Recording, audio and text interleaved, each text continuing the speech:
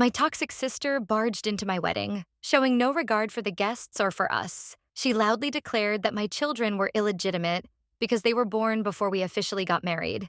But she didn't stop there. She started shouting, causing a scene, and even tried to provoke a fight. Things got so out of control that the guests had to call the police to calm her down and escort her out. With that one act, she completely destroyed any remaining ties with the family. I spotted her in the crowd immediately. A white dress, a shining smile, a baby in her arms, the twisted image of someone I thought I knew all my life. Ashley. Uninvited. At my wedding. The ground seemed to shift under my feet. Something inside me snapped, but I forced myself to smile. It was my day, not hers. Jason and I had planned this wedding for 6 months. Everything was supposed to be perfect. A small farm outside the city, just close friends and family, an atmosphere of warmth and love. And there she was, a ghost from my past, walking toward me like she owned the place. Our childhood was a never-ending war. I'm Lauren, 24 now. She's 26. We were fire and ice, always fighting for our parents' attention, battling for every scrap of approval. When Ashley moved to Japan for school, it felt like I could finally breathe. But the world didn't forget her. Our parents worshipped her business successes, her life abroad, every little thing she touched. I was always the one who could try harder. Still, I made it. I met Jason, clawed my way out of depression, found a job, had our twins. Our kids were the light pulling me out of the darkness. We decided to live together first and get married when we were ready. After 2 years of building something real, I finally stood in a white dress, ready to celebrate our little victory. Until she showed up. I knew my parents had only invited trusted guests. Ashley wasn't one of them. Someone must have left the gate open or she found a way to sneak in. Aunt Martha leaned in and whispered, "She brought a baby. Says it's her daughter." It felt like getting punched in the gut. She had a child? The wedding felt suddenly fragile, like it might shatter. I took a deep breath. "Don't make a scene," I repeated to myself like a mantra. Jason squeezed my hand, his fingers steady and warm. I nodded. We agreed. Let her stay. For the sake of peace. For ourselves. Even though everything inside me was burning. I tried focusing on our guests, on the laughter, on the music, but I felt her stare. She found moments to sidle up to people, cradle the baby, and whisper her venom. "Lauren's kids are illegitimate, you know?" She had them before marriage. I did it the right way. At first, I ignored it. Then I endured it. But when a friend pulled me aside, awkwardly repeating what she'd heard from Ashley, I knew. She came here to ruin everything. I tried to smile through it all, but the longer the evening dragged on, the heavier the weight in my chest grew. Guests began coming up to me, awkwardly hinting that Ashley had been saying some pretty cruel things. I wanted to believe they were exaggerating, that maybe it wasn't as bad as it sounded. But the more I heard, the clearer it became. She was poisoning the air around my wedding, whispering about how my kids were mistakes, about how proper women didn't have babies before marriage. I clenched my jaw until it hurt. Jason noticed something was wrong and gently squeezed my hand under the table. But what could I say without ruining everything? I wasn't going to let her destroy the one good day we had worked so hard for. I kept telling myself it didn't matter what she said. But deep down, every word was like a tiny dagger twisting inside me. I caught glimpses of her, laughing too loudly, making sure her cruel little comments reached the right ears. I thought maybe I could still salvage the night if I just ignored her. Maybe she would get bored and leave. I focused on Jason, on my friends, on my family. I tried to act like everything was fine, even as I felt the rage simmering hotter and hotter inside me. Then it got worse. A family friend pulled me aside, looking embarrassed. "I thought you should know," she said quietly. "Ashley's telling people you only married Jason because you got knocked up and needed someone to take responsibility." I felt my blood run cold. I nodded and thanked her, but inside, something shattered. My entire body was trembling, not from sadness, but from pure anger. I deserved better than this. Jason and I built a life together out of love, not obligation.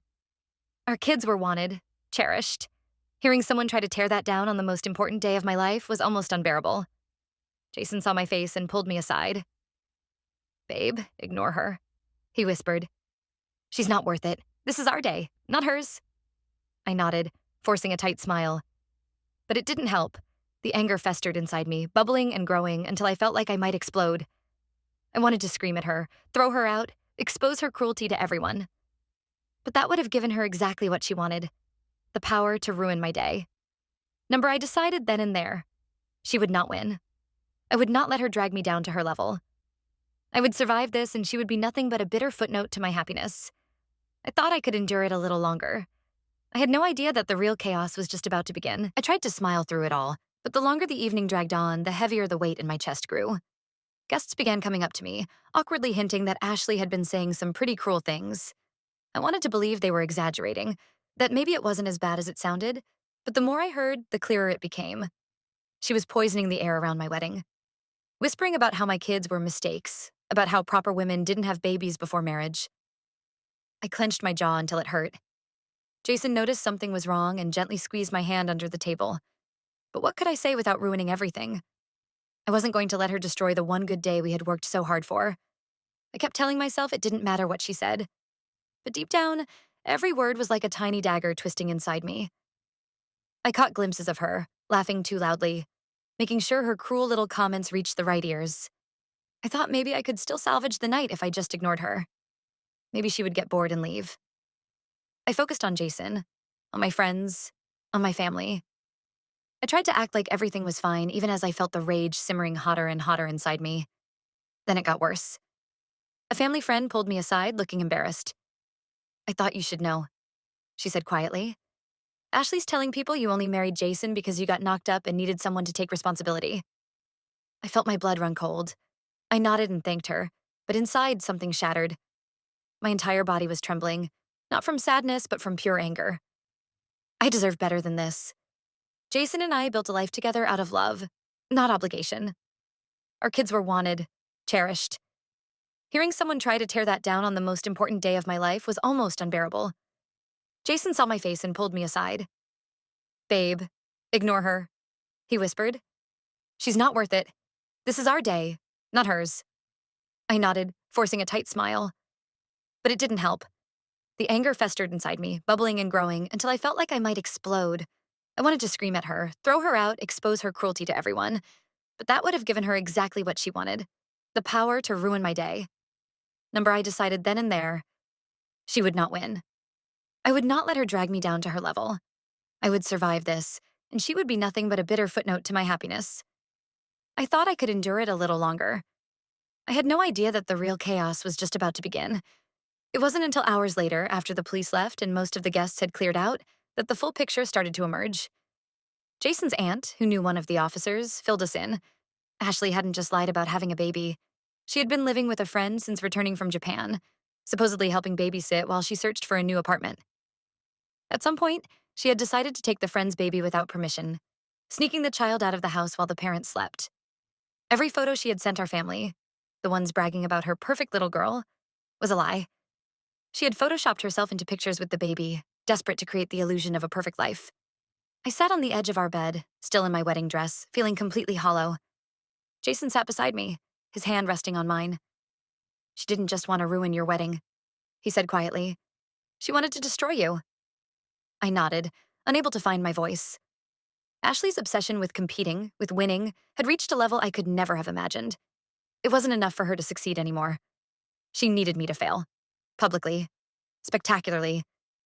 She needed everyone to see me as the disappointment, the mistake, the screw-up. Tears pricked at my eyes, not from sadness, but from betrayal so deep it cut through bone. My parents hadn't said much throughout the chaos. I knew they were embarrassed, humiliated. They had spent years putting Ashley on a pedestal, ignoring every red flag. Now their golden child had shattered into a million sharp, ugly pieces right in front of everyone.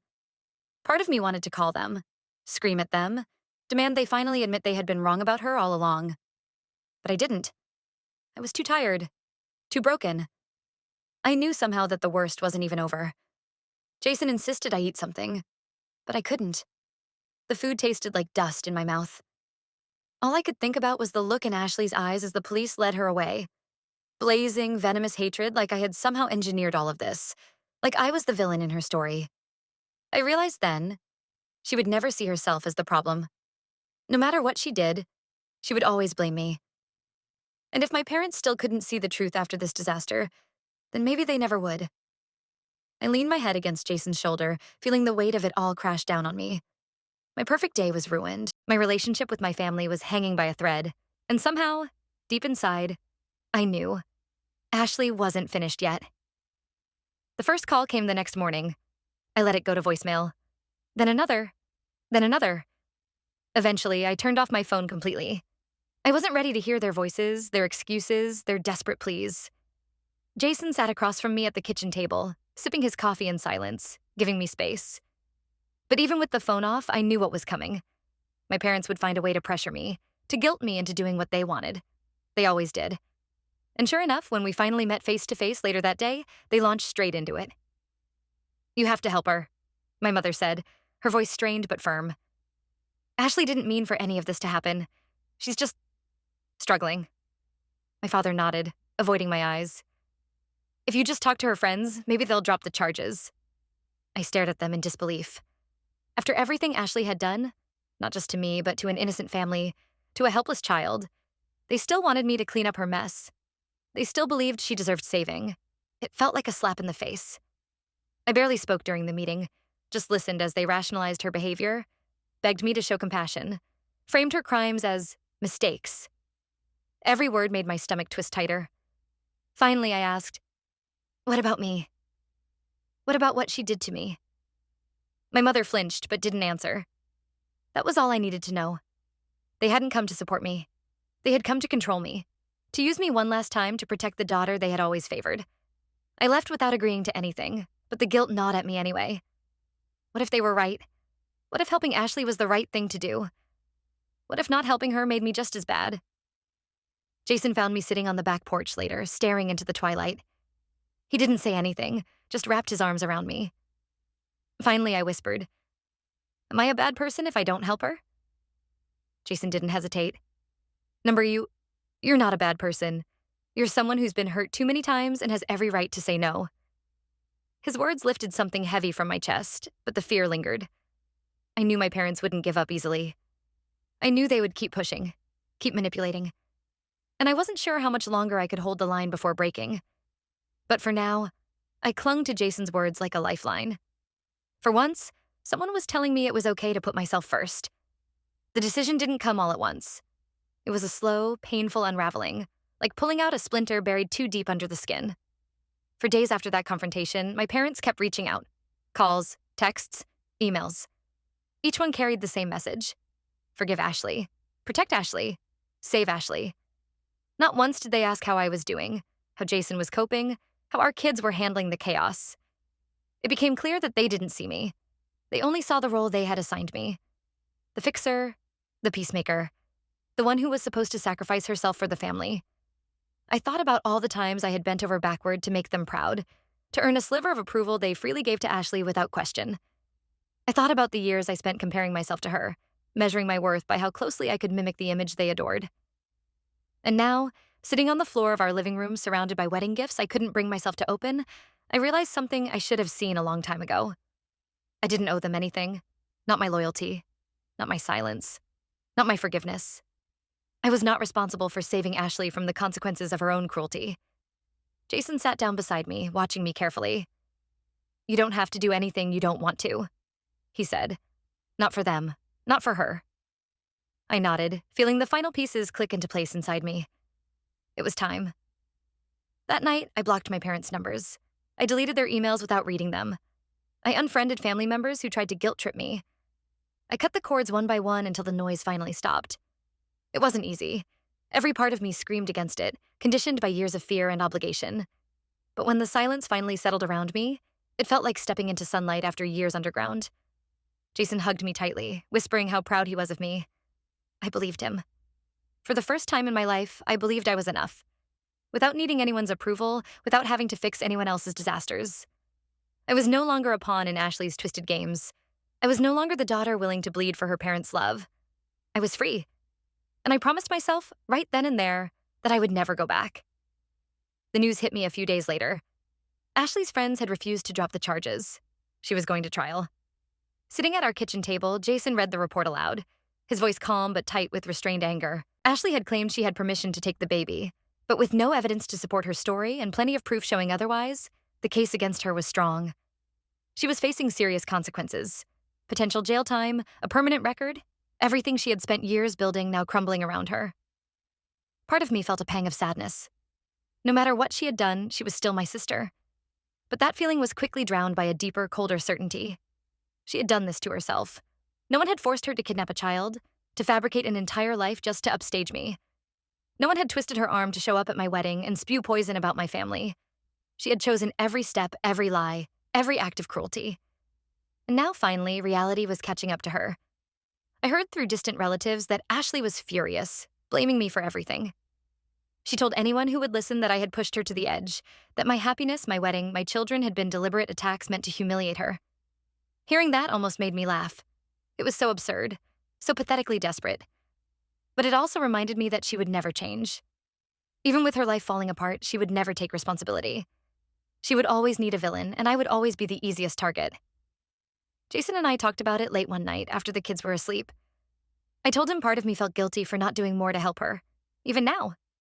He looked at me and said quietly, "You didn't put her in those handcuffs." She did. You chose to live your life. She chose to destroy hers. I held on to those words, letting them sink deep into my bones. I couldn't save Ashley.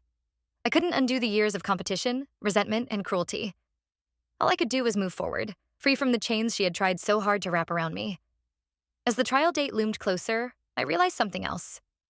I didn't care about the outcome. Whether Ashley went to jail or walked free, it didn't matter anymore. She was no longer part of my story. I had my husband, my children, my own life. And for the first time ever, that was enough. The trial came and went faster than anyone expected. Ashley was found guilty, though the judge showed some leniency given her unstable mental state. She wouldn't spend years behind bars, but the damage was done. Her reputation was shattered, her business connections gone, her future in ruins. I didn't attend the hearings. I didn't send her letters or messages. I didn't even ask for updates. I had already said goodbye to that part of my life. Instead, Jason and I focused on what really mattered. Us. After everything, we decided not to delay our honeymoon any longer. His parents graciously offered to watch the twins, and for the first time in what felt like forever, we packed our bags and left all the chaos behind. On the plane, as the city shrank beneath us, I felt a weight lift from my chest. No more drama. No more guilt. No more invisible chains tying me to a family that never really saw me.